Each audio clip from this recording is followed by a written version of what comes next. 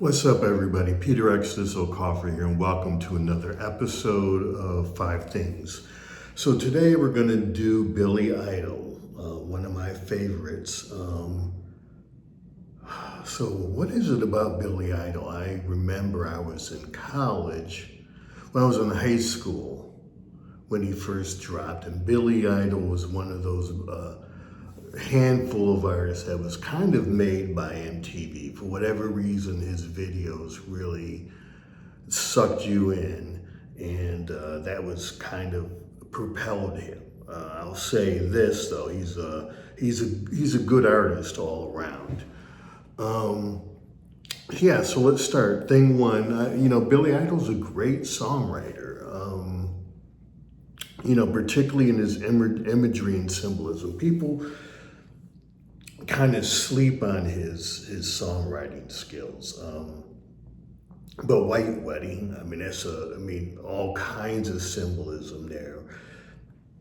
And a little bit of mystery to those vocals. It's a shotgun wedding, but there's other things going on in that song. And then the other one is Eyes Without a Face, and I think I've pulled those lyrics up at least 5 times over the years and still can't figure out what that song's about. So, that Eyes Without a Face is kind of open to interpretation.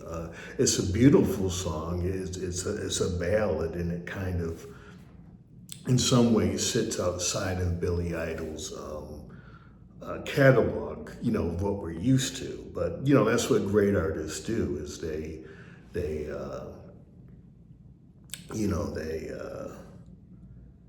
explore. And that's one of the things I really like about Billy Idol, is he does explore. So that's, one. Plastic Jesus later in his career, he really does, that's an interesting song. John Wayne, later in his career, Rebel Yell, and just the sexuality of those lyrics. And in his studio, he's very synthesizer based, but we'll get to this later, but he teams up with Steve Stevens live, and so his live shows have a lot more guitar in them, and so that makes them interesting too, because you're not getting just a retread of studio stuff. You buy a ticket to see Billy Idol live. So yeah, number 2, he melds this post-punk new wave thing with real rock and roll. So he is kind of he certainly comes out of the rockabilly and the new wave, that came out of punk. I wasn't aware for a while that he was in Generation X, a punk band. But he's both a punker, and he's and a pop idol, and he's a rock and roller as well. So he's unique in that he can blend all 3 of those, and pull it off. Billy Idol was, classic rock radio played Billy Idol back in the day, and they don't, not all the punk artists make it on classic rock radio. So yeah, so that's another thing.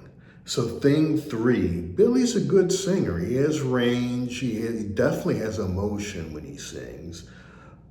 He has that low end. He has then he has the mid level, and he has a pretty decent high end. And then he's very expressive in his singing and vocals. He's a very underrated singer. So yeah, I have to give him his props. For some reason, people give men props who can sing high. But the goal and the sort of the judge of a good singer is do they make you feel something, and do they convey emotion, and he can do that. Number 4, he's a great great live performer. He's a very underrated live performer. You know, he should be in the Rock and Roll Hall of Fame. I think here we are sitting in 2025. I think he was a finalist. He's just, you know, underrated in general. And his live performance is very underrated. I mean, he's very charismatic on stage. I've watched a lot of his YouTube videos. And I've never seen a YouTube video live where Billy Idol was flat or is, you know, disinterested or is not, you know, killing it. I mean, you know, he has a couple of live CDs out, go listen to that. Listen to his VH1 Storytellers, his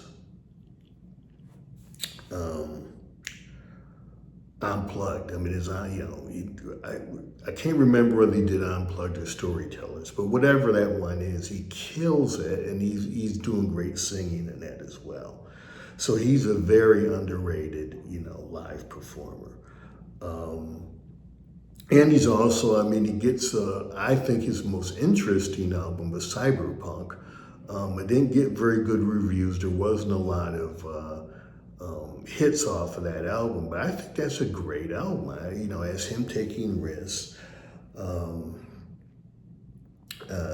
you know, great songwriting. I mean, there's themes throughout that, and it's, you know, it's kind of a future wasteland, a near future, you know, a dystopia or whatever, and that theme runs throughout.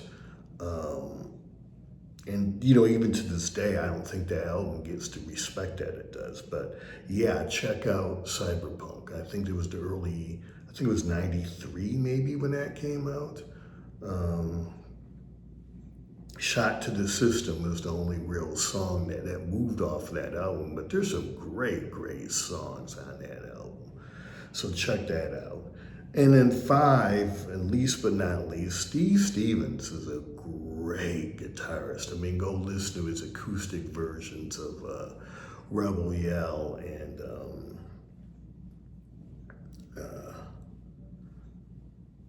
White Wedding. You know, he did on the I think it was the VH1 Unplugged or the Storytellers, whichever one he did. And you know, Steve Stevens is a master guitarist. You know, in that Billy took his two of his biggest songs and stripped them down and did an acoustic, but it works because of Steve Stevens' ability and Billy's, you know, singing ability. I mean, just doing it on acoustic guitar, let's you know, shows off Steve Stevens' guitar skills, and it shows off Billy's vocal skills. So yeah, I mean, you know, hey, this dude is a bad dude. There's, you know, what else can be said? Hopefully he gets in the Rock and Roll Hall of Fame soon. He deserves it. You know, I hit my 5 points, but yeah, so, you know, hit the close. So thanks for coming through. I got 6 albums of my own. They're, you know, attached to my channel here on YouTube. I'm also on all of the streaming services. I record under the name Exodus, Xodus. My first album is called Book 1. Also, I have the 317 Volume 1 and 2 as albums, so look for those. Funk artists do a lot of other things. You know, there's classic rock in there and my stuff. But yeah, I love 70s music. And I also write science fiction fantasy, and I have 2 novels and novella on Amazon, and I write under the name Peter Exodus O'Coffer. So thank you again for coming through, and I will see you next episode.